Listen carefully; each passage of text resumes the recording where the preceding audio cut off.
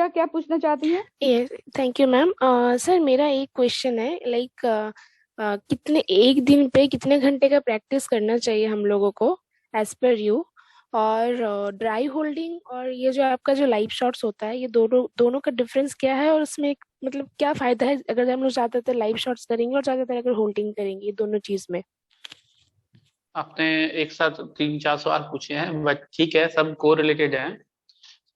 शुरू में आपने पूछा कि हमें कितने घंटे ड्राई प्रैक्टिस करनी चाहिए या कितने घंटे प्रैक्टिस करनी टोटल चाहिए ये। टोटल प्रैक्टिस सर कितने कितने घंटे करने चाहिए?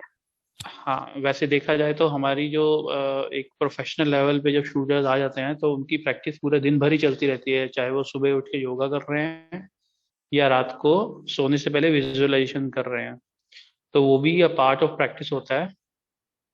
ठीक है, तो वो सब चलता ही रहता है। और एक्चुअल इन शूटिंग रेंज प्रैक्टिस कितनी होती है उसके रिगार्डिंग मैं ये कहूँगा कि शूटर किस स्टेज में है, बिगनर है, एकदम बेसिक स्टार्ट कर रहा है, बिगनर है, फिर उसके बाद थोड़ा सा एडवांस हुआ है, फिर उसके बाद नेशनल चैंपियनशिप से नेशनल चैंपियनशिप जा रहा है, सेक्शन 12 जा रहा है, फिर उसके ऊपर फिर इंटरनेशनल कॉम्पिटिशन्स की तैयारी कर रहा है। ये सारे नंबर ऑफ आवर्स डिपेंड करते हैं कि वो किस फेज में है। जैसे जैसे आगे बढ़ता रहेगा नंबर ऑफ आवर्स बढ़ते रहेंगे, प्लस टेक्निकल ट्रेनिंग चलती रहेगी। और जो ड्राई प्रैक्टिस है वो थोड़ा कम हो जाएगी, बट रहेगी जरूर, चाहे वो दिन में सिर्फ 10 मिनट की रहे, पर होनी जरूर चाहिए। Okay sir, thank you. Welcome. Saurabh Verma ji ने हाथ उठाया हुआ है शायद, बताइए सौरभ जी जी। सर। सर एक एक्चुअली में क्वेश्चन था कि जैसे अभी हमारे विंटर स्टार्ट होते हैं सर, तो सर इसमें हम जब फायर करते हैं तो हमारी जो फायरिंग फिंगर होती है वो एकदम सुन हो जाती है, मतलब उस पर ट्रिगर फील नहीं होता है। तो सर वो किस रीजन से होता है सर, वो हमें? जब आप शूटिंग स्टार्ट करते हो या फिर वेदर की वजह से होता है ये? सर वेदर के वजह से भी होता है। जब शूटिंग स्टार्ट करते हैं तो मिड में आने के बाद ना तो finger automatically blood blood circulation जो होता है वो होल्ड हो जाता है, तो उसके से फिंगर पे ट्रिगर फील नहीं होता है सर वो। ये आपके कंडीशन में रेयर रेयर सिचुएशन है जो आपको शायद फेस हो रही है, तो उसका जवाब आपने खुद ही दे दिया कि ब्लड सर्कुलेशन कम हो रहा है। तो डेफिनेटली आप ब्रेक लीजिए। आप नॉर्मल ब्रेक लेते हुए हाथ सीधा कीजिए, हाथ को थोड़ा फोल्ड करके देखिए, अगर ठीक हो रहा है, नहीं तो फिर आपका जैकेट कहीं ना कहीं उस मसल को दबा रहा है जिसकी वजह से ब्लड सर्कुलेशन वहां कम जा रहा है। ओके। जी। एंड सर एक हम ये भी करते हैं इसमें हम कि जो जैकेट है वन साइडेड हम रिमूव कर देते हैं राइट हैंड साइड से, लेफ्ट हैंड साइड पे हमारी जैकेट होती है। अगर तब भी हमारे साथ आ रहा है तो तब उस टाइम पे हम हैंड फोल्ड करके चेक करें उस चीज को सर, आप बोल रहे हैं? आप ये कहना चाह रहे हो कि आपने राइट हैंड से जैकेट उतार दी है या फिर राइट शोल्डर रिमूव कर दिया है? राइट शोल्डर पे से जो जैकेट है ना वो हटा दिया, मतलब राइट शोल्डर पे जैकेट नहीं है, लेफ्ट शोल्डर पे जैकेट है। नहीं, जैसे आप ट्रिगर फिंगर की बात कर रहे हो तो ये बहुत ही छोटी आर्टरीज होती हैं। जी सर। ठीक है, आर्टरीज और वेन्स।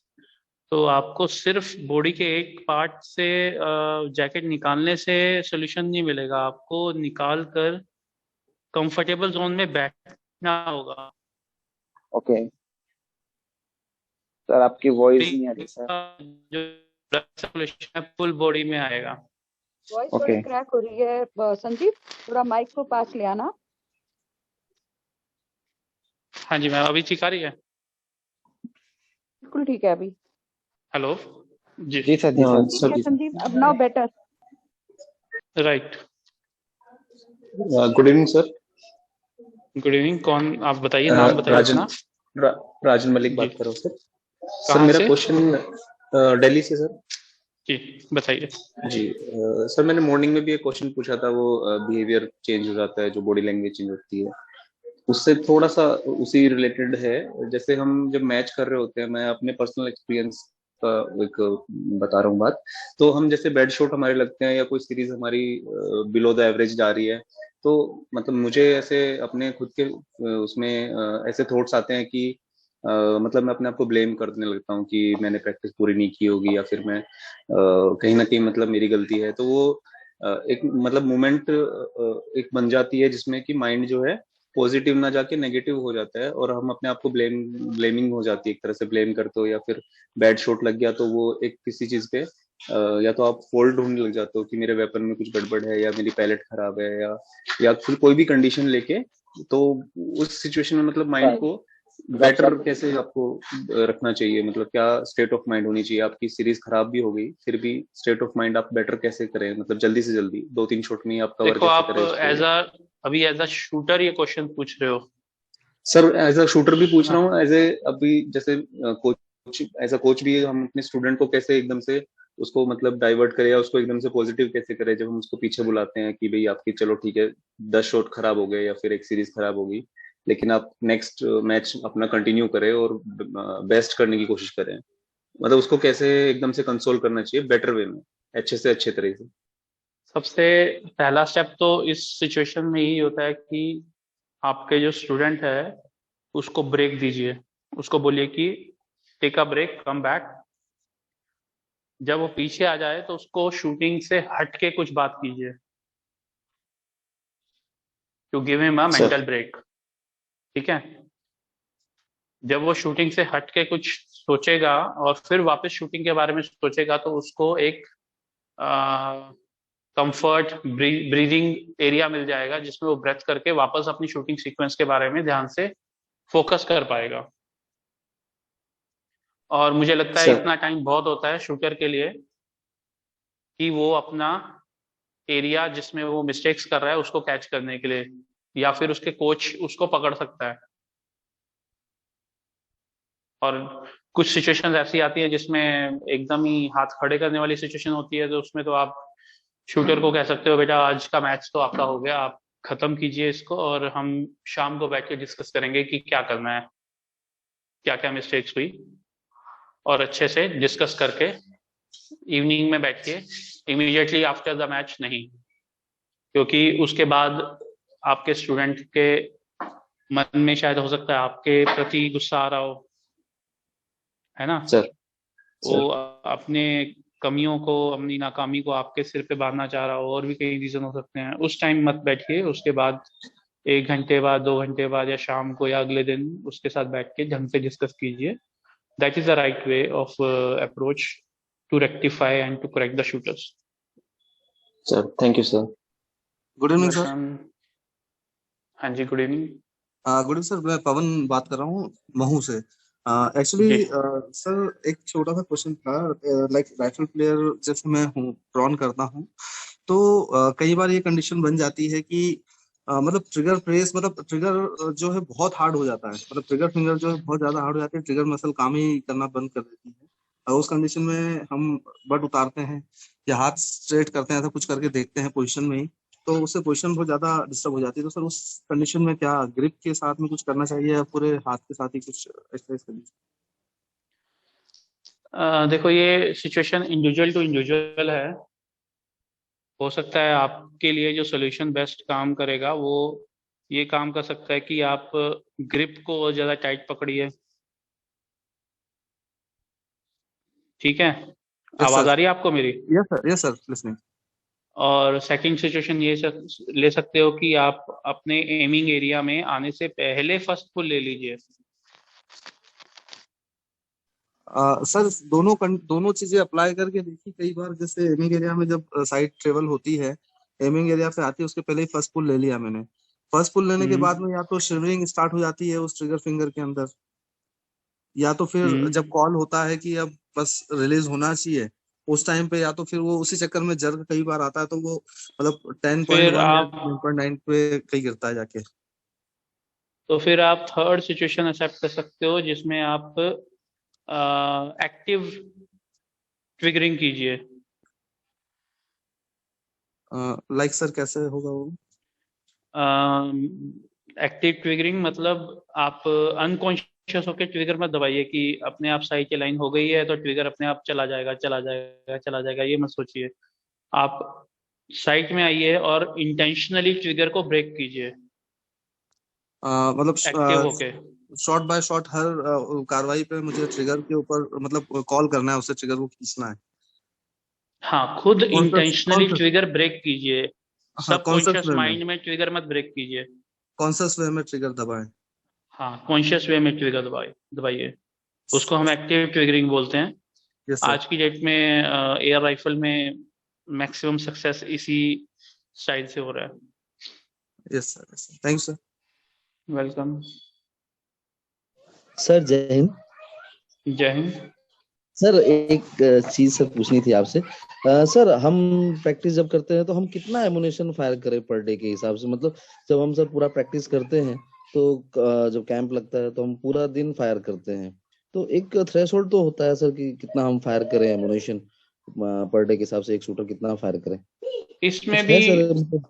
हाँ, इसमें भी आपकी स्टेज क्या चल रही है, आप किस चीज के लिए तैयारी कर रहे हो, आपके कंपटीशन कितनी दूर हैं और कितनी नजदीक हैं, उसके ऊपर सारा डिपेंड करेगा। अगर कंपटीशन एकदम सिर पे आए हुए हैं तो आप क्वालिटी एमुनेशन लीजिए और लिमिटेड शॉट्स फायर कीजिए पर पोजीशन,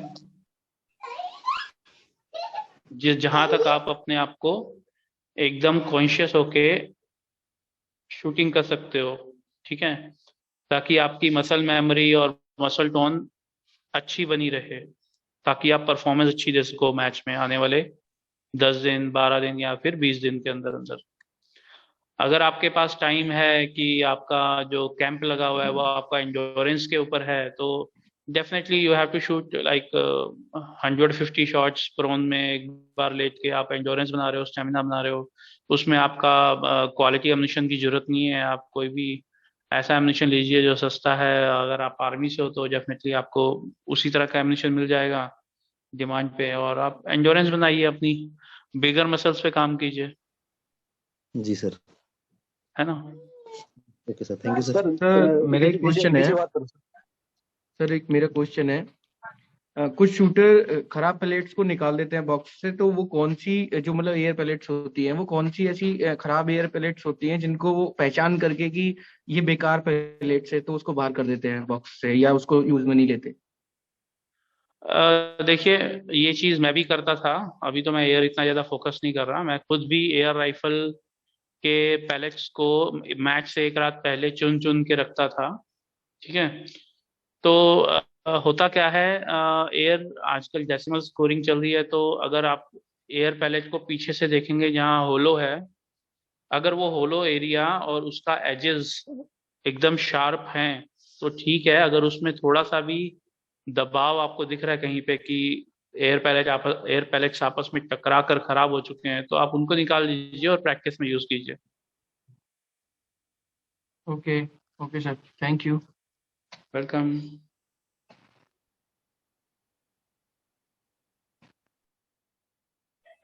जय हिंद सर। जय हिंद। अपना नाम बता दीजिए। मेरा नाम सर रेनपाल सिंह राजपूत है सर।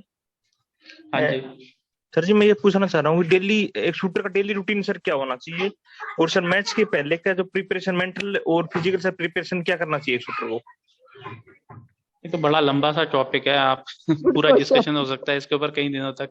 कोई नहीं, इसको ब्रीफ में जरूर बता दो इनको सबको। I think it's good for everyone. फिर बात वही आ जाती है कि आप नेशनल लेवल की तैयारी करा रहे हो या इंटरनेशनल की, और फिर उसके अलावा बच्चे ने कितने साल हो गए हैं शूटिंग करते हुए, फिर उसका एक्चुअल एज क्या है और फिजिकल स्टैंडर्ड कितना है, कितना तक वो फिजिकल झेल सकता है, उसका रेस्टिंग हार्ट रेट कितना चल रहा है। तो कई सारे पैरामीटर्स आ जाते हैं उसमें, उसका इक्विपमेंट कितना सेट हो चुका है। मैं सर कुछ सर आपको बता देता हूँ सर। एज सर 18 से 21, और सर शूटर को 6 महीने से बिगिनर से लेकर के 6 महीने से लेकर के 3 साल हो गई सर प्रैक्टिस करते हुए। ऐसा है सर, मैं आर्मी में हूँ तो थोड़ा सा बताओ, थोड़ा सा आपके हिसाब से सर करवाते हैं हम जो सर कोच साहब बताते आ रहे हैं, तो फिर भी आपके हिसाब से सर प्लीज। हाँ जी, ये बीच में कोई कुछ कह रहा था सर। प्री नेशनल और नेशनल के बच्चों के लिए बता दो जी, बेसिक तो हो ही जाता है सबका, तो वो प्री नेशनल और नेशनल के बच्चों को क्या करना चाहिए उसके बारे में थोड़ा ये मिल जाए तो। मुझे लगता है कि अगर आप प्री नेशनल नेशनल लेवल के बच्चों को ले रहे हो, जैसे कि इसने मिस्टर इससे पहले आपने क्वेश्चन पूछा था ना, क्या नाम था आपने? रेनपाल सिंह राजपूत सर। हाँ, रेनपाल जी ने। तो 3 साल तक का जो कैरियर है, 6 महीने से 3 साल, वो भी प्री नेशनल तक के बच्चे ही आएंगे, प्री नेशनल और नेशनल तक के। तो मेरे मुताबिक उनका ज्यादा फोकस जो होता है वो ड्राई होल्डिंग और ड्राई फायर में ज्यादा टाइम बीतना चाहिए। अगर वो 10 घंटे प्रैक्टिस कर रहे हैं तो 10 घंटों में से कम 3.5 से 4 घंटे तो उनके सिर्फ होल्डिंग और ड्राई फायर में जाने चाहिए, जिसमें पोजीशन बिल्डिंग भी आ जाएगा। लाइव फायर उसके बाद आता है, और फिर उसके बाद मैचेस भी कराने पड़ेंगे आपको कंपटीशन की फीलिंग डेवलप करने के लिए। और ऐसा नहीं होना चाहिए कि बच्चा आया सुबह और आपको लगा कि चलो मैच करा देते हैं, और आपने बोला चलो आज मैच कर लो। बच्चा अच्छा शूट कर रहा है तो बोला चलो मैच कर लो, नहीं। आप बच्चे को 3 से 4 दिन पहले से बोल के रखो, और रोज उसको मैच की फीलिंग का एहसास कराओ कि बेटा तेरा परसों मैच है, या बेटा तेरा 4 दिन बाद मैच है, तू मैच की तैयारी वगैरह मैच के बारे में सोच। आप समझ रहे हो, उसकी आप साइकोलॉजी और बॉडी बिहेवियर आप उसका एनालाइज करो कि वो मैच की बात सुनकर किस तरह से अपने आप को कैरी कर रहा है। कैरी करने से मेरा मतलब है किस तरह का बिहेवियर चेंज आ रहा है उसमें, मूड स्विंग हो रहा है क्या, उसका आपस में अपने साथ वाले एथलीट्स के साथ किसी तरह का कुछ मनमुटाव तो नहीं बनने लग जाता उस टाइम पे, या फिर कट ऑफ तो नहीं रहने लग जाता। तो इस तरह की चीजें नोट करनी पड़ेंगी। और जब आप उस मैच हो जाएगा फिर उसके बाद उसको बताओ कि आपने ये किया था तो आपको इस फील्ड में इम्प्रूवमेंट की जरूरत है, या आप ये सब चीजें मत करो। तो उस तरह करने से बच्चों में कॉन्फिडेंस बढ़ेगा, और आप एक्सपेक्ट कर सकते हो कि जो स्कोर आपकी रेंज में मारा है उसने, उससे थोड़ा बेटर और अच्छे कुछ ज्यादा ही पॉइंट्स लेके वो मैच करेगा एक्चुअल में। आई होप मैंने रिप्लाई दे दिया Renpal Singh ji. Thank you sir. Sir एक और था sir before match preparation sir क्या होना चाहिए सर? बिफोर मैच प्रिपरेशन, हाँ सर, मेंटली और फिजिकल दोनों सर बताना सर प्लीज। देखो फिजिकल लेवल तो आपका जो है वो मैच से 1 हफ्ता पहले ही 30% और 20% के आसपास रह जाना चाहिए, जितना आप पहले कर रहे थे, ठीक है। और रही बात मेंटल प्रिपरेशन की, तो वो विजुअलाइजेशन ये सब चीजें बढ़ती रहनी चाहिए। मतलब आप जितना रोज आप 10 से 15 मिनट कर रहे हो बिफोर मैच या बिफोर प्रैक्टिस, ठीक है, या इन बिटवीन प्रैक्टिस, वो करते रहना चाहिए। या फिर later on after the practice session isometric कर रहे हो, वो सब चीजें चलती रहनी चाहिए, और वो बढ़नी चाहिए। 15 मिनट हो रहा है तो 20 मिनट करा दो। उससे क्या होता है, माइक्रो मसल्स बच्चों की और अच्छे से स्ट्रांगली बन जाती हैं। गुड इवनिंग सर, मैं अशोक करनाल से sir. Thank you sir. Welcome ji. Ashok ji पूछिए। सर मैं ना एक क्वेश्चन उसके बारे में पूछना चाहता हूँ, है ना। एक है ना परफॉर्मेंस ऐसी आ जाती है सर, है ना, बच्चा जैसे 600 में से 580 पे ही उसी स्कोर पे अड़ जाता है सर, वो उससे आगे इम्प्रूव ही नहीं कर पाता, मतलब कि उसी स्कोर पे खड़ा ही हो जाता है सर, कितनी भी वो कोशिश अशोक जी आप कौन से इवेंट की बात कर रहे हो? 10 मीटर की sir. Air pistol? Rifle sir, rifle shoot. अच्छा, 580 डेसिमल में या बिना डेसिमल के? 580 सर, बिना डेसिमल के सर। अच्छा ठीक है। 580 हाँ, ऐसे स्कोर पे खड़ा हो जाता है कि भाई वो वहां से आगे ही नहीं चल पा रहा सर। तो उस सिचुएशन में कैसे उसको निकाला जाए सर वहां से? कितने बड़े टाइम फ्रेम में आप बोलना चाह रहे हो 580 पे टका हुआ है? वो सर मेरा एक शूटर है सर, वो है ना काफी टाइम से कम भी 2 महीने से वहीं पे अटका पड़ा है सर। कभी 75 मार दिया, 575, 580 हाँ, मार दिया। तो ये कोई बड़ा टाइम फ्रेम नहीं है, उसको बोलिए मेंटेन करे इसको, ठीक है। और कुछ टेक्निकल चीजें आप पीछे बैठ के देख रहे हो तो आप देखिए, उसके वेपन इक्विपमेंट में कुछ सुधार ला सकते हो तो लाइए। और इससे ज्यादा मतलब सडन इम्प्रूवमेंट एक्सक्यूज ना मी करे सर। तो अच्छा है, क्योंकि धीरे धीरे करके ऊपर बढ़ेगा तो ज्यादा स्टेबल और ज्यादा टाइम तक रुक पाएगा। तो उसको मतलब कि किस तरीके से सर मैं जैसे उसको कोई मतलब कंसंट्रेशन मेडिटेटिव एक्सरसाइज कराऊं सर उसमें इम्प्रूव के भी वो वहां से मेंटेन तो 2 महीने से उसी पे ही है सर स्कोर पे ना। उसको शूट करते हुए कितना टाइम हो गया? शूट करते हुए 1.5 साल हो गए सर। मेरे ख्याल से काफी कम टाइम है, 1.5 साल। ठीक है, आप उसको बैलेंसिंग एक्सरसाइजेस पे डाल सकते हो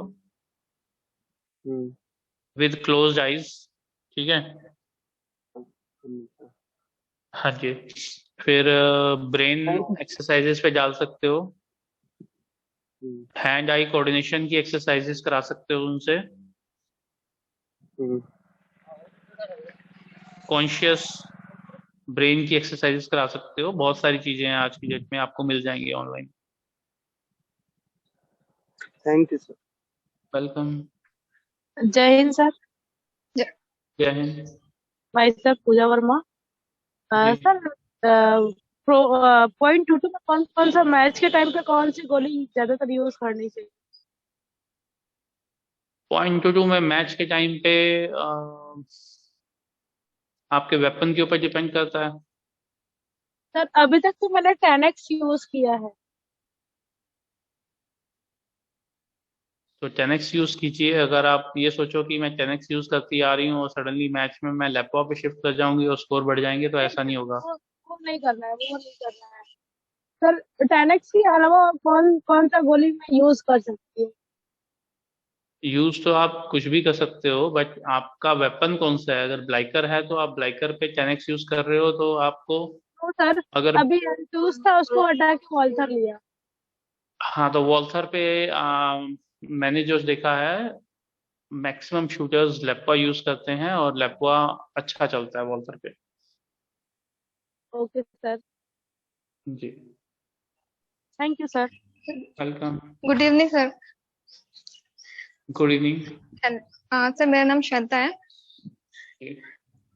सर मेरा क्वेश्चन था कि जब हम प्रैक्टिस कर रहे होते हैं तो लाइट से रिलेटेड था कि मतलब लेन पर लाइट कितनी होनी चाहिए और टारगेट पर लाइट कितना होना चाहिए। इसके रिगार्डिंग बड़े ISSF रूल बुक में बड़ा अच्छे से लिखा हुआ है। लाइट जो शूटर के ऊपर होनी चाहिए वो 2000 फ्लक्स के आसपास होनी चाहिए और टारगेट पे 1200 फ्लक्स मिनिमम होनी चाहिए। Okay, thank you sir. जी, 1000 and 1800, right? 1000 जी 1800 मैम। या फिर ma'am 2000 I think. Yeah, 1800 and 1000. Okay, lane के नीचे मैम या टारगेट पर? टारगेट पर 1000 और जहाँ शूटर होता है वहाँ 1800। शूटर के ऊपर 1000 और सॉरी टारगेट के उधर 1800 और बीच में 500। ये रूल बुक में लिखा हुआ है, आप रूल बुक में से पढ़ भी सकते हो। Okay, thank you ma'am. Hello sir. हाँ जी। सर इसमें काफी सूत्र हैं, ये मोबाइल नहीं छोड़ते यूज करना, इसका क्या आप है? अपना नाम बताइए पहले। सर मैं रवि। मोबाइल तो आप भी नहीं छोड़ते होंगे, बच्चे से क्या छुड़वाने की बात कर रहे हो? प्रैक्टिस के टाइम कभी यूज नहीं करते, अच्छा बस मिस यूज नहीं होता जी। पुस्तक पकड़ा दो उसे मोबाइल की जगह। मैम घर में भी वैसे भी ये सोशल मीडिया पर इन पर लगे रहते हैं, छोड़ते ही नहीं। ये तो देखिए अपना अपना मोटिवेशन है बच्चों का। बच्चा जैसे जैसे शूटिंग में मोटिवेटेड होता जाएगा, उसका इंटरेस्ट शूटिंग में बढ़ता जाएगा, उसका मोबाइल अपने आप दूर होता जाएगा। सर बहुत समझाता हूँ भाई, मोबाइल के। आपके समझाने से कुछ नहीं होगा। ठीक है सर।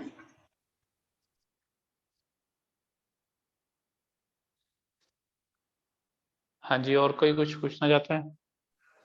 हाँ सर, गुड इवनिंग। मैं अभय कुमार बोल रहा हूँ, पिस्टल शूटर। हाँ जी, हाँ जी। मैं सब पूछना चाहता हूँ कि आप जब भी मतलब शुरू से लेके अभी तक जो आप प्रैक्टिस कर रहे हैं, आपका एक प्रैक्टिस का रूटीन क्या है और ये शूटिंग प्रोग्राम क्या है आपका? मैं जब से प्रैक्टिस कर रहा हूँ तब से। हाँ मतलब एक शूटिंग का प्रोग्राम आपने बनाया होगा ना, ये इस प्रोग्राम में मेरे को शूटिंग करना है, मतलब कहते हैं ना सर बिना प्रोग्राम का कुछ टाइम टेबल सेट नहीं होता है। आप कब कितनी देर सुबह से शाम तक का आपका एक रूटीन क्या है वो जानना था। हाँ, एक नॉर्मल रूटीन जो मैं फॉलो करता हूँ, आजकल मैं सुबह उठ के प्राणायाम कर लेता हूँ, फिर उसके बाद बाय 8:15 मैं ब्रेकफास्ट करता हूँ और बाय 9 मैं रेंज पे पहुंच जाता हूँ। फिर 9:30 तक प्रैक्टिस स्टार्ट करके अप टू 2 o'clock तक मैं 1:30 से 2 o'clock तक मैं पैक कर देता हूँ और घर निकल जाता हूँ। फिर शाम को मेरा फिजिकल वर्कआउट का सेशन रहता है, जो कभी ग्राउंड में रहता है, कभी अपर बॉडी, लोअर बॉडी, इस हिसाब से अलग अलग रखा हुआ है मैंने। मतलब एक होता है साहब कि हर दिन का अलग अलग एक आपका रूटीन हाँ, होगा या मेरी फिर स्टेज में मुझे हर दिन का अलग अलग प्रोग्राम रख कर ही आगे बढ़ना है। बाकी आप किस स्टेज में हो या फिर आपके स्टूडेंट्स किस स्टेज में हैं, उनको हर दिन हर चीज करनी है, वो एक अलग मैटर हो जाता है। हाँ जैसे मैं अपने शूटर का प्रोग्राम बनाया हूँ, वीकली 2 दिन मैच कराता हूँ, बाकी दिन मतलब सुबह कभी ड्राई डाल देता हूँ, कभी शाम का 30 शॉट का ग्रुपिंग शॉट डाल देता हूँ, और शाम में भी हमारा योगा मेडिटेशन कराता हूँ, त्राटक कराता हूँ, और रात में सोते वक्त एक रिवीजन कराता हूँ जो माइंड के लिए, जो पूरे दिन क्या किया, शूटिंग कैसे किया। कुछ बच्चे हैं जो खुद से इंटरेस्ट लेके करते हैं, कुछ को जबरदस्ती कराना पड़ता है। तो हर दिन मैंने वीकली एक प्रोग्राम बनाया, लेकिन मैं इसको मंथली बनाना चाहता हूँ कि कैसे करूँ। देखो, आपने जो वीक में 2 मैचेस डाले हैं, मुझे लगता है वो बहुत ही सही नहीं है। शायद हो सकता है आपका स्टाइल ऑफ कोचिंग अलग हो, बट मेरा थॉट प्रोसेस से थोड़ा अलग है। अगर आप हफ्ते में 2 मैच कराओगे और हर हफ्ते मैचेस ही कराते रहोगे, तो वो अपनी पर्सनल डेवलपमेंट या टेक्निकल चेंज कर कुछ करने की कोशिश कर ही नहीं पाएगा कभी। तो आप जो मैचेस हैं उनको 3rd वीक में या 4th वीक में डालिए, जी ठीक है। और हर 25 से 30 दिन के बाद कम से कम 5 से 6 दिन का ब्रेक दीजिए उनको,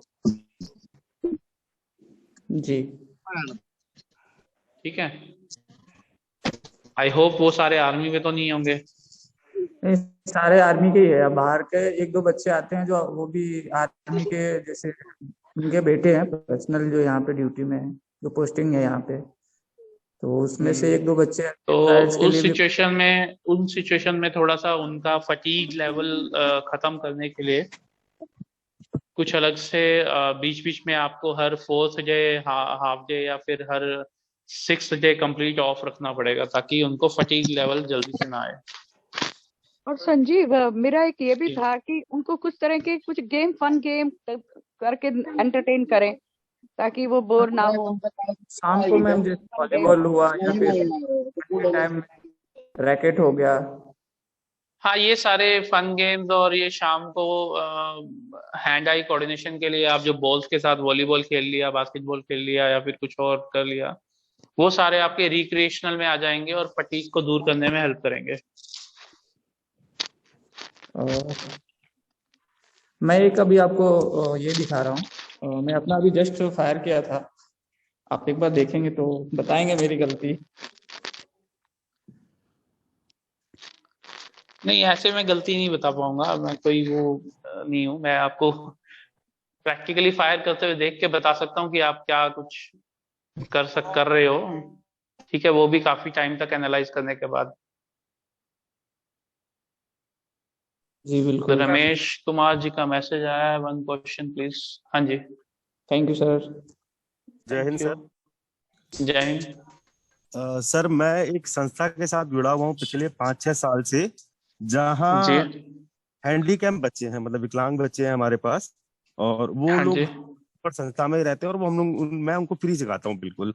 और कुछ कोविड के टाइम पे कईयों के पेरेंट्स जैसे नहीं रहे आज के टाइम पे, वो लोग भी हमारे पास प्रैक्टिस करते हैं। बट सर, एक सबसे बड़ा प्रॉब्लम हमारे साथ क्या आता है कि वो लोग बहुत जल्दी डीमोटिवेट हो जाते हैं, किसी मैच के अंदर अच्छा नहीं कर पाए तो ये लोग बहुत जल्दी डीमोटिवेट होते हैं। इनके लिए हम लोगों को क्या करना चाहिए? एक पर्सनल क्वेश्चन। देखिए, पहले तो मैं आपका बहुत बहुत धन्यवाद देना चाहूंगा। आप इतना सोशल वर्क कर रहे हो, इतना नहीं अच्छे सर, नोबल कॉज के लिए कर रहे हो। हाँ हमारा ग्रेट खुद ग्रेट जॉब। संस्था है। हाँ जी, hats off to you. And secondly, आप बोल रहे हो कि वो बच्चे बड़े जल्दी डीमोटिवेट हो जाते हैं, वो भी जी आपकी बात सच है, बट उनको मोटिवेट रखना ही तो कोच का काम है। नहीं सर, हम लोग बहुत कोशिश करते हैं कि भाई नेक्स्ट मैच में तुम लोग अच्छा करोगे, क्योंकि हमारी एक संस्था है, लिमिटेड है, हमारे पास लिमिटेड ही इक्विपमेंट एसेसरीज होती हैं। जैसे एक किट है तो 4 जने पहन रहे हैं, या कुछ ऐसे बच्चे हैं, तो ये लोग बहुत जल्दी डिमोटिवेट होते हैं, बहुत जल्दी। मतलब किसी मैच में अच्छा नहीं कर पाए तो ये लोग मतलब 2-2 दिन तक काम नहीं करेंगे, कुछ खाना नहीं खाएंगे। इन लोगों के लिए कुछ पर्सनल क्वेश्चन है ये मेरा, इनके लिए ऐसा क्या किया जाना चाहिए? आप उनके सामने कुछ लाइव एग्जांपल पेश कीजिए कि बहुत सारे शूटर जिन्होंने अचीवमेंट पाई है वो एक रात को नहीं बिल्डअप हो गए। मैंने सुबह के सेशन में बताया था कि माइक्रोवेव सोसाइटी है, ये उसी का एग्जांपल है। जी जी। तो सडनली रिजल्ट्स नहीं मिल सकते। कितने घंटे कितने दिन तक आपने प्रैक्टिस की है, रिजल्ट उसी के ऊपर डिपेंड करता है। आपके सिर्फ चाहने से आप रिजल्ट आपकी तरफ हो जाए वैसा होता नहीं है प्रैक्टिकली। इनके लिए ऐसा क्या प्रोग्राम डेवलप करना चाहिए कि जिससे वो मोटिव रहे? मैं आपसे ये पूछना चाहूंगा, इनके लिए ऐसा क्या किया जाए, क्योंकि ये लोग एबल नहीं है ना, तो इनके लिए कोई हम लोग ऐसा गेमिंग जोन भी नहीं बना सकते। हाँ, इनके लेवल वाले हम लोग करवाते हैं, बट इनके इनके माइंड के साथ जो सिचुएशन चलती है उसको कैसे हैंडल करना सिखाया जाए इनको, ये मेरा पर्सनल है। मेरे ख्याल से कि जैसे सेंसिटिव है ना, जैसे संजीव ने ठीक कहा, इनको मोटिवेशनल के लिए कोई एक अच्छा जैसे शूटर है जो मोटिवेशन, उनके साथ इनकी स्पीच कराइए, ओके। टाइम टू टाइम मैंने भी विजिट कराइए। यही बोला कि लाइव आप शूटर्स की लाइव स्टोरी बताइए, लाइव मिलवाइए उनसे, तो आई थिंक वो मोटिवेटेड रहेंगे काफी टाइम तक। ओके, थैंक यू उनको सो समझ में आएगा कि सडनली कोई भी इंसान इस हाइट पे पहुंचा है तो सडनली नहीं पहुंचा, रातों रात नहीं पहुंचा। ठीक है सर, थैंक यू जैसे सो मच। करनी सिंह में पैराशूटर है, करनी सिंह में पैराशूटर का मैं एग्जांपल दूं, उसमें मनीष को देख करके जो और दूसरे शूटर हैं कभी नहीं कर पाते, डिसअपॉइंट होते हैं, तो उसको देखते हैं, उसके साथ बात करते हैं, मैच कराते हैं, फन करते हैं, तो वो मोटिवेट होते हैं। तो जैसे संजीव ने ठीक कहा कि आपको किसी को ला के उनकी स्टोरी वगैरह बता के उनको मोटिवेट करना चाहिए, क्योंकि वो सेंसिटिव होते हैं, तो उनको बहुत टैकलफुल कह रहे हैं आपको मैम, करना मुझे पड़ेगा। याद आता है एक कंपटीशन में ओम प्रकाश सर ने भी इन लोगों को मोटिवेट किया था, जब इनके मेडल्स आए थे स्टार्टिंग में, तो वो लोग बहुत मोटिवेट हुए, तो उन्होंने किया भी था। थैंक यू हाँ, मैम, थैंक मैं यू। जानती हूँ, डेफ और डम्प वाले हैं, चाहे ये पैरा वाले, डेफ वालों के साथ भी मैं गई हुई हूँ, जी ओलंपिक जी। तक भी उनको खिलाने के गई थी, लेकिन वो बहुत सेंसिटिव होते हैं, इनके जो होते हैं ना इमोशंस बड़ी जल्दी इनके आते हैं, तो हाँ आपको हाँ बड़े हाँ। प्यार से इनको टैकल करना चाहिए, बहुत प्यार से। जी मैम, बिल्कुल मैं प्रोग्राम सेट करता हूँ। थैंक यू और सो मच बहुत मैम। अच्छा काम कर रहे हैं, थैंक यू सो आपका मच। बहुत बहुत यस, सैल्यूट टू यू, करते रहिए मैम, ऐसे। जी ma'am, thank you so much ma'am, thank you so much. Hello sir. हाँ जी, हेलो, अपना नाम बताइए। मैं विजय बात कर रहा हूँ सर। सर ब्लाइकर .22 राइफल में कौन सा यामा यूज करते सर? ब्लाइगर .22 राइफल में आप एलई भी यूज कर सकते हो, लेपवा भी यूज कर सकते हो। अगर आपका बोल्ट जो है वो एलई के लिए मैन्युफैक्चर्ड है, उसकी जो रिम की जो डेप्थ है वो एलई के लिए बनी हुई है, तो आप एलई यूज करना, लेपवा यूज मत करना, बोल्ट टूट जाएगा। और अगर आपका लेपवा के लिए बना हुआ है तो आप लेपवा यूज कीजिए। बहुत यूज नहीं कर सकते सर दोनों? अगर आपका बोल्ट जो है वो एली ने एक कॉमन बोल्ट भी बनाने स्टार्ट किए हुए हैं। अच्छा सर। अगर वैसा बोल्ट है तो आप दोनों यूज कर सकते हो। हाँ sir, thank you sir, thank you very much. Welcome. Good evening sir. Good evening. Sir मैं रोहित बात कर रहा हूँ बैंगलोर से। हाँ जी रोहित जी। सर मेरा क्वेश्चन एक था जो कि कंसिस्टेंसी के ऊपर है।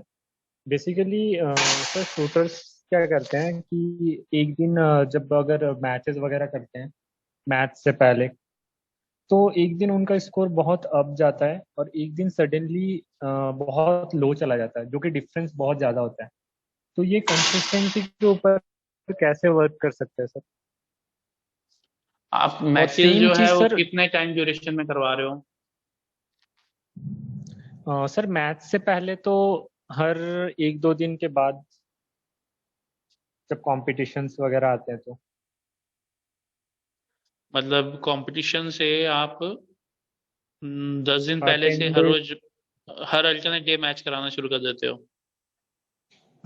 Yes sir. मुझे लगता है कि इसमें आपको थोड़ा सा इम्प्रूवमेंट करना चाहिए। आपको मैचेस जो हैं वो कंपटीशन से एक हफ्ता पहले से भी एक हफ्ता पहले कराकर खत्म कर देने चाहिए। मतलब कंपटीशन से अगर मैं 7 दिन पहले काउंट करूं तो वो 7 दिन उसके पास फ्री होने चाहिए, खुद की सेल्फ एनालिसिस जो उसने ओके। मैचेस किए हैं, मिस्टेक्स किए हैं, उसको रेक्टिफाई करने के लिए। और आप 2 मैचेस के बीच में कभी भी 4 से 5 दिन से कम का टाइम नहीं रख सकते। मेरे मुताबिक नहीं रखना चाहिए। Okay match. अगर आपको लगता है कि आपका शूटर ओके। सुपर्ब रेडी है तो आप हर तीसरे दिन चौथे दिन मैच कराइए, बट उसमें भी आप 4 मैच से ज्यादा नहीं कराना चाहिए, क्योंकि फिर उसमें उसको वो फील नहीं आएगी मैच की। और अगर वो फील नहीं आएगी मैच की तो वो स्कोर डाउन मारेगा, जिससे उसकी सेल्फ इमेज खराब हो जाएगी और आने वाले मैचेस पे इफेक्ट होगा उसके स्कोर का। सर सेम चीज होता है जब मैच वगैरह करते हैं हम कभी भी, तो मैच में क्या होता है सर, जो सीरीज होता है 6 सीरीज, तो फर्स्ट और सेकंड सीरीज बहुत अच्छा जाता है, देन सडनली थर्ड सीरीज बहुत ही डाउन चला जाता है। तो इस पे सर बेसिकली हमारा कंसिस्टेंसी पे हमारा फोकस नहीं रहता है, तो इस चीज को कैसे इम्प्रूव कर सकते हैं?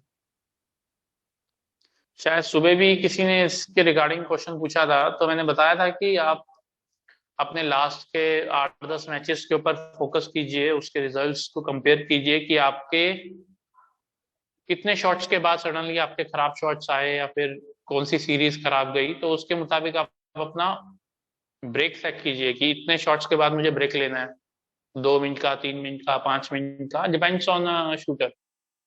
ठीक है, आप सिर्फ इतना सा चेंज लेके आओगे अपने स्टाइल में अपनी प्रीवियस स्टडी करके, तो ये आपके स्कोर्स में बहुत बड़ा डिफरेंस आ जाएगा। Okay sir, thank you. Welcome.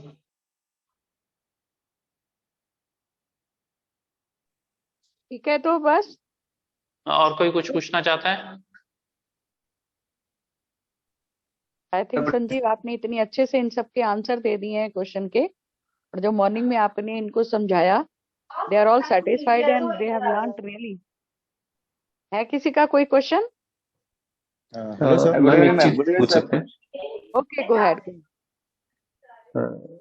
Sir self image के बारे में थोड़ा सा और बताइए कि इमेज को मतलब आप कैसे मेंटेन करें और कैसे इम्प्रूव करते जाएं अपनी सेल्फ इमेज। सेल्फ इमेज आपकी जो बननी शुरू होती है वो आपकी डेली प्रैक्टिस के स्कोर्स, प्रैक्टिस के जो कार्ड्स शूट कर रहे हो, ठीक है, उससे बननी शुरू होती है। और उसी हिसाब से आपका जो रिजल्ट्स आते हैं वो डायरेक्टली अफेक्ट करते हैं सेल्फ इमेज को। ठीक है, और इसको इम्प्रूव करने का मेथड भी वही है कि आपको डेली प्रैक्टिस में अपना बेस्ट करना है। जब आप डेली प्रैक्टिस में बेस्ट करना लग जाओगे तो आपको दिखने लग जाएगा कि आप एक अच्छे स्कोर मारने के काबिल हो, तो डेफिनेटली आपकी सेल्फ इमेज इंप्रूव हो जाएगी।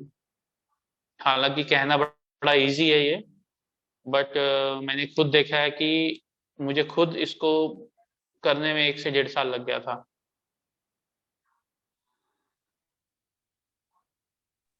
Thank you sir.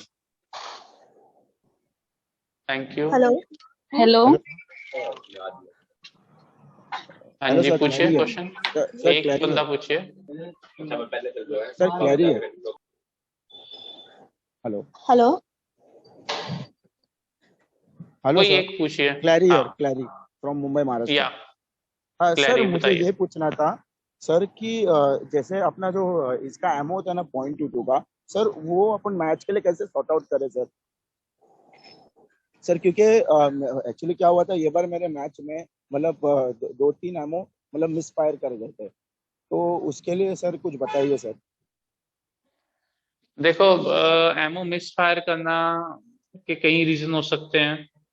आपका जो फायरिंग पिन है वो ज्यादा घिस गया है, वो भी हो सकता है, या आप एक लो ग्रेड का एम्यूनिशन यूज कर रहे हो, वो भी हो सकता है। ठीक है, अगर आप अच्छी क्वालिटी का एम्यूनिशन यूज कर रहे हो तो मुझे नहीं लगता वो मिस फायर करेगा। अगर फिर भी वो मिस फायर कर रहा है तो डेफिनेटली आपकी वेपन का फायरिंग पिन आपको चेंज करने का टाइम आ गया।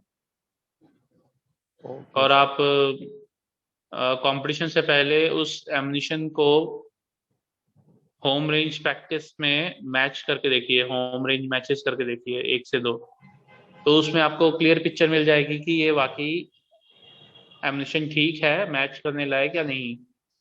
तो आप डिसाइड कर सकते हो कि ए बी सी जो भी आपके पास चॉइसेस हैं उसके मुताबिक करने का।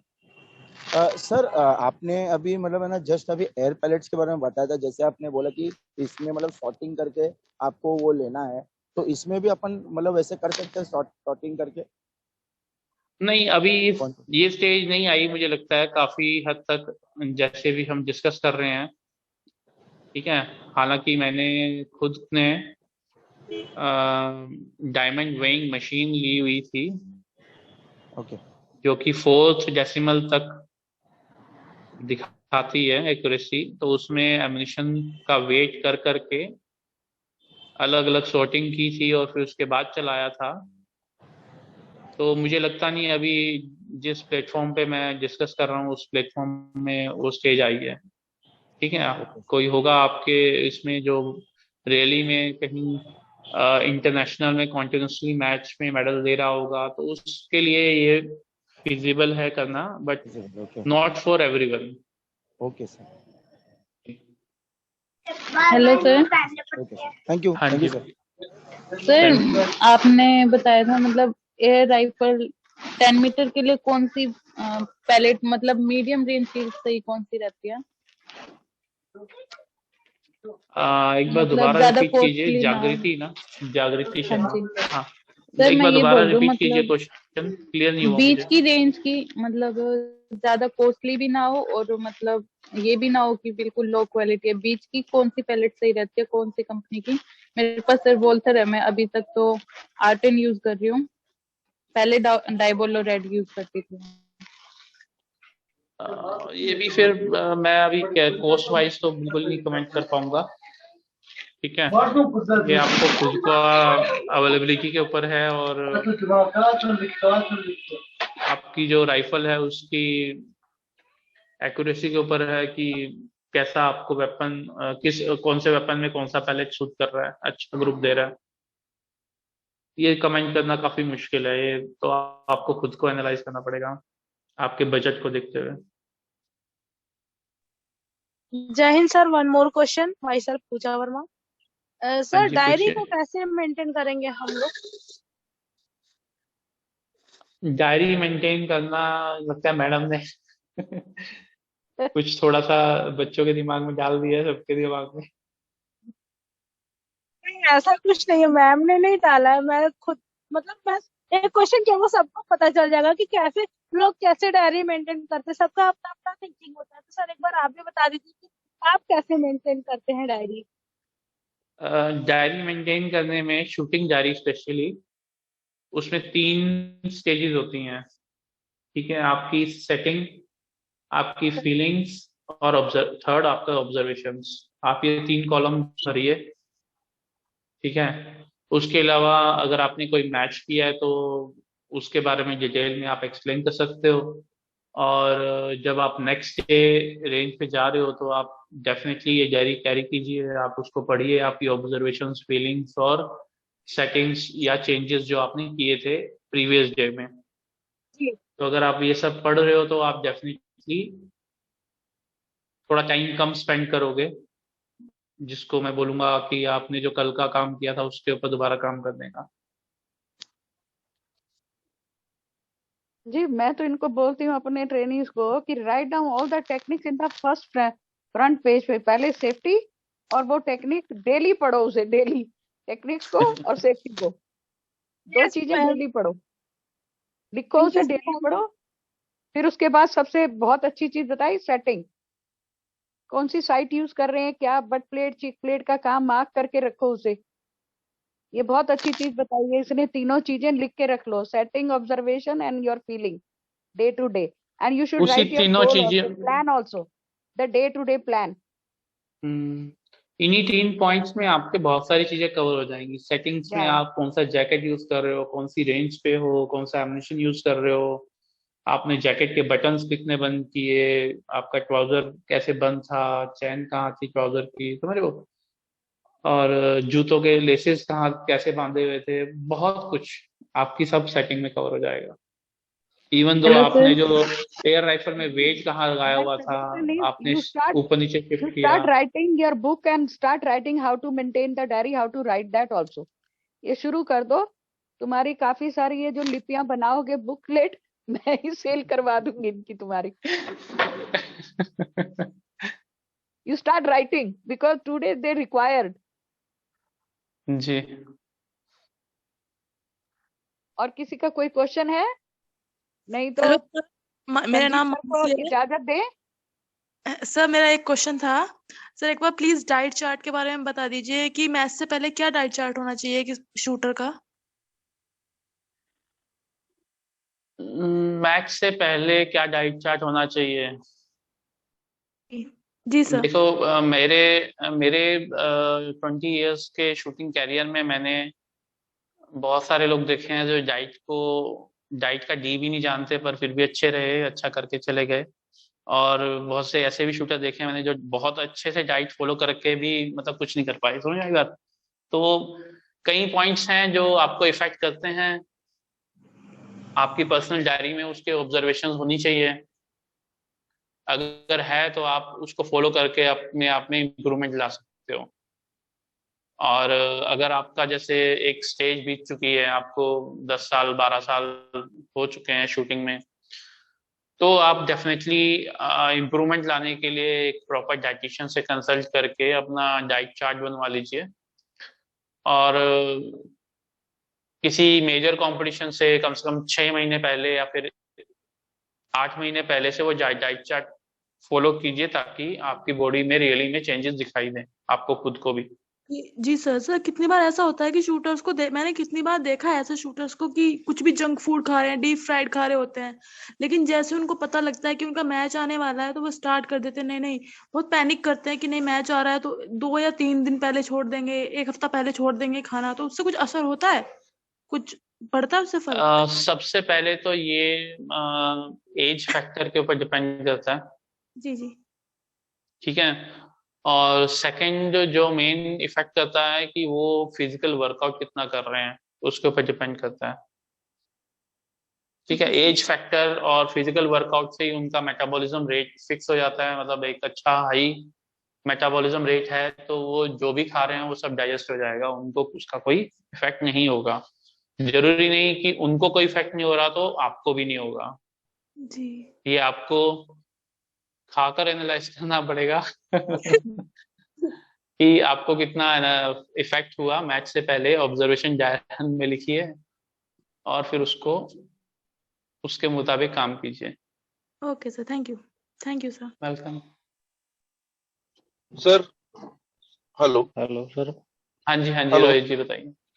हाँ सर, स्कैट का क्या रोल है प्रैक्टिस में? कौन से शूटर ने स्कैट यूज करना चाहिए प्रैक्टिस सेशन में, यानी कि कौन से स्कोर के स्टैंडर्ड पर पहुंचने के बाद स्कैट यूज होना चाहिए, और ऐसे कुछ बेसिक से ही स्कैट उनको यूज करना चाहिए? देखो मैंने जब शूटिंग स्टार्ट की 2002 में तो स्कैट नहीं था, 2009 तक स्कैट नहीं यूज किया था हमने, 8 के एंड तक। ठीक है, और ओलंपिक्स और हाँ जी उसी टाइम स्टार्ट किया था। तो स्कैट का महत्व है काफी, और मैंने कुछ एग्जाम्पल ये ऐसे भी सुने हैं कि बच्चे जो न्यू कमर्स हैं उनको बेसिक से ही स्कैट पकड़ाया गया और स्कैट पे ही उनकी एनालिसिस करके पोजीशन सेटिंग करके 6 महीने काम किया गया और फिर उनके बाद उनको लाइव शूट करने के लिए बोला गया, तो बहुत अच्छे रिजल्ट्स आए। और स्कैट कब कब यूज करना चाहिए, मैं अपनी पर्सनल ऑब्जर्वेशन से बताऊंगा कि स्कैट आपको मेन मैचेस से कम 8 से 10 दिन पहले बंद कर देना चाहिए।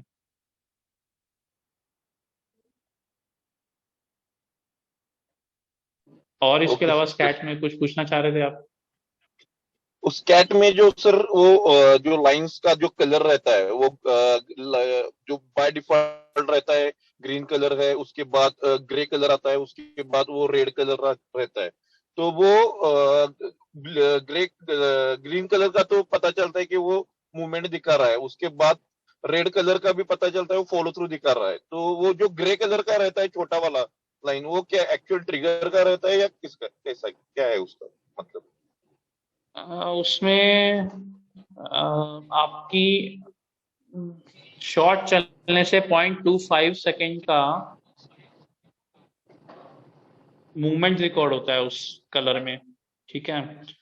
और वो जो ब्लू कलर रहता है वही आपका मेन इफेक्ट करता है, आपकी स्टेबिलिटी दिखाता है और आपका जो शॉट है वो दिखाता है। आप एयर की बात कर रहे हो तो उस लाइन को, ब्लू लाइन को शॉट चलने से जस्ट पहले वाली होती है जो 0.25 सेकेंड वाली, उसको विद इन द शॉट के डायमीटर के अंदर होना चाहिए, तो हम ये सोच सकते हैं कि शॉट अच्छा चला है और उसकी लेंथ कम आएगी। बाकी स्कैट के ऊपर बड़ा लंबा चौड़ा डिस्कशन हो सकता है। हाँ जी, उसके लिए आमने सामने बैठ के ज्यादा अच्छी तरह समझा सकता हूँ जितना मुझे अभी तक पता चला है। जी sir, it is thank you better to ये प्रैक्टिकल में ज्यादा अच्छे से समझ आता है बजाय कि ये हाँ जी पढ़ के या देखने की बजाय प्रैक्टिकल जी करते हुए ज्यादा समझ आता है इसका। Sir one question please. Hello, हाँ जी नमस्कार सर। नमस्कार सर। जी नमस्कार सर नवीन बोल रहा सर, मैं वैसे पिस्टल शूटर हूँ sir.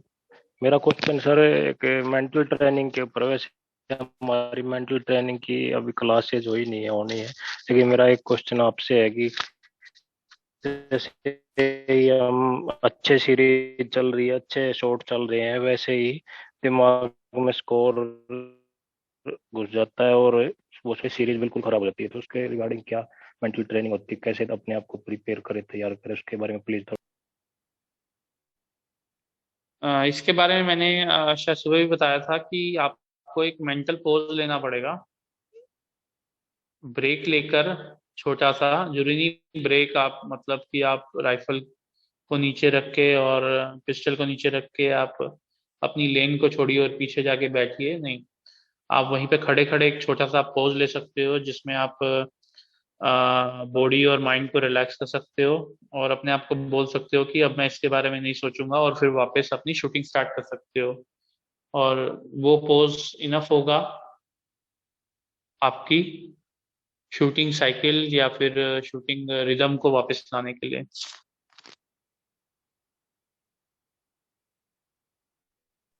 Okay sir, thank you sir. जी थैंक, ठीक है मैम, वाइंड अप कर सकते हैं अगर आपकी इजाजत हो तो। Thank you very much Sanjeev. Now it is okay, क्योंकि you, sir. नेवर एंडिंग वाले इनके तो पास भरे बड़े क्वेश्चन आपसे पूछने के लिए। कोई नहीं, व्हेन यू कम ठीक है। For the practical session it will be clear to all of them. Thank you so much once again. Thank you ma'am. आपसे काफी very very Thank you, informative. thank you, Sanjay sir. Thank you, ma'am. Very informative. Thank you everyone, so much. Thank you sir. जय हिंद sir. Thank you, sir. Thank you, sir. Thank you जय हिंद। जय Hind ma'am.